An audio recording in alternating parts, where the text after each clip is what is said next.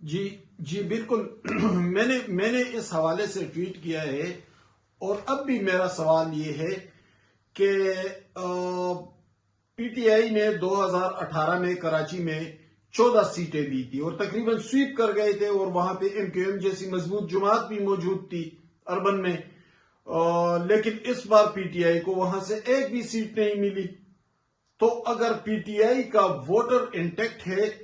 کے پی کے میں، خیبر پختونخوا میں بھی اور پنجاب میں بھی جزوی طور پر، تو پھر کراچی میں اس کا ووٹر کہاں چلا گیا؟ حالانکہ ان کا بیان، ان کا کہنا یہ ہے کہ ہمارا ووٹر زیادہ تر شہری اور ترقی یافتہ اور تعلیم یافتہ علاقوں میں ہے، تو پھر تو کراچی سب سے زیادہ تعلیم یافتہ ہے، پھر ادھر اس کا ووٹر کہاں غائب ہو گیا؟ دیکھیں، میں یہی کہہ رہا ہوں کہ خیبر پختونخوا میں این پی اور جمعیت العلماء اسلام کا قلعہ گرا دیا گیا، پنجاب میں جزوی طور پر نواز شریف کو پیچھے دھکیل دیا گیا، لیکن زرداری صاحب اور ایم کیو ایم کے قلعے محفوظ بھی رہے اور بحال بھی ہو گئے، کیونکہ وہ اسٹیبلشمنٹ نواز جماعتیں ہیں۔ میرے کہنے کا مقصد یہ ہے، ایک اور سوال کی طرف آپ کی توجہ دلاؤں گا کہ خیبر پختونخوا میں ہمیشہ این پی اور جمعیت العلماء اسلام کا اتحاد رہا، اور مسلم لیگ بھی عموماً اتحاد میں بھی شامل رہی کبھی، اور مخلوط حکومتیں بھی ان کی بنتی رہی۔ پھر خیبر پختونخوا میں اتحاد کیوں نہیں ہوا تینوں جماعتوں کو؟ اس اتحاد کو کس نے روکا؟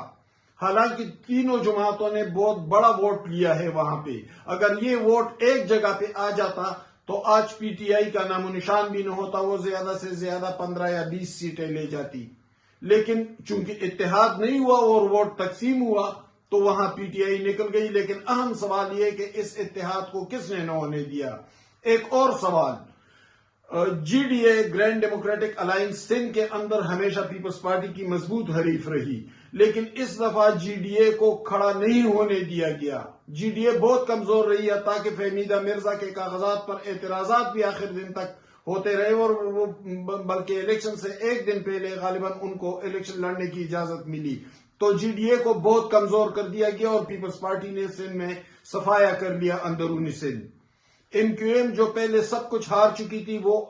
دوبارہ سے ریوائیو کر گئے اور وہ پھر سے 17 سیٹیں جیت گئے۔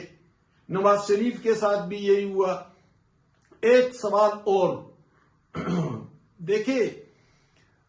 جب 5 بجے کے بعد پولنگ بند ہوئی تو سوشل میڈیا پر اور خصوصاً ٹی وی چینلز پر یہ بیانیہ، یہ پرسپشن بلڈ ہونا شروع ہوا کہ پی ٹی آئی جیت رہی ہے ہر جگہ پر، اور پھر جب لوگوں کے ذہن بنے تو 11 بجے الیکشن ریزلٹس روک دیے گئے اور اس کو متنازع بنا دیا گیا، اور اس کے باوجود بھی نواز شریف 72-73 پر آ کر رکا، اے این پی کا صفایا ہو گیا، مولانا خود بھی اور ان کے دونوں بیٹے بھی ڈی آئی خان سے ہار گئے، اور اس کے باوجود بھی آج پی ٹی آئی کے پاس 100 سیٹیں ہیں، اور وہ دھاندلی کے خلاف احتجاج بھی کر رہے ہیں۔ دراصل دھاندلی جن لوگوں کے ساتھ ہوئی تھی اس کو ڈائیورٹ کرنے کے لیے پی ٹی آئی کو مظلوم بھی بنا دیا گیا، دھاندلی زدہ بھی بنا دیا گیا، اور ان کو احتجاج کے لیے بھی باہر لایا گیا۔ حالانکہ دھاندلی پی ٹی آئی کے ساتھ نہیں ہوئی، بلکہ ایک اور گیم ڈالی گئی، اور وہ گیم نواز شریف، اے این پی اور مولانا کے ساتھ ڈالی گئی، اور یہ تینوں جماعتیں جو بھی ہیں وہ بہرحال اسٹیبلشمنٹ مخالف ہیں، جبکہ پی ٹی آئی، زرداری صاحب اور ایم کیو ایم اسٹیبلشمنٹ نواز جماعتیں ہیں۔ اب آپ خود اس کو دیکھ لیں کہ صورتحال کیا بنی، فائدہ کس کا ہوا اور نقصان کن جماعتوں کو پہنچا۔